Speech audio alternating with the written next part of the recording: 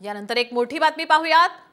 संख्या असेल तरच मुख्यमंत्री पदाबाबत आता शरद पवार यांनी हे मोठं वक्तव्य केलेलं आहे।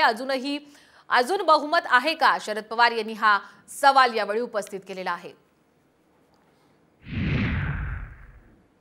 शरद पवार यांनी मुख्यमंत्री पदासंदर्भामध्ये आता मोठं वक्तव्य केलंय। संख्या असेल तरच सीएम पदाचा निर्णय घेण्यात येईल। कोणत्याही पक्षाचे किती उमेदवार निवडून येतील हे पाहिल्यानंतरच निर्णय होईल, असं मत आता शरद पवार यांनी व्यक्त केलेलं आहे। सध्या अजून बहुमत आहे का, मवियाला बहुमत मिळेल असं वातावरण आहे, पण त्यासाठी आत्ताच काही मागणी करण्याची आवश्यकता नाही, असं सुद्धा शरद पवार यांनी म्हटलेलं आहे। तर नाना पटोले यांनी सुद्धा शरद पवार यांच्या वक्तव्याला दुजोरा दिलाय।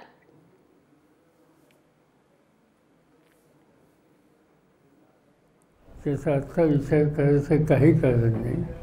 अनेक वेळा असं घडलं की नेतृत्व कोणी करायचं ही निवडणूक झाल्याच्या नंतर, संख्या असल्याच्या नंतर निर्णय घ्यायचा असतो। आज कशाचा काही पत्ता नाही।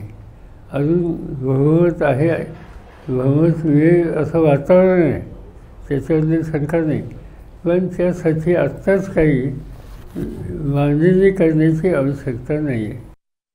चुकीचं काय बोलले? बरोबर, महाविकास आघाडी म्हणूनच आम्ही पुढे जाणार आहोत आणि महाविकास आघाडीला जेव्हा आमचं संख्याबळ आल्यानंतरच तिथं मुख्यमंत्र्याचा चेहरा फायनल होईल।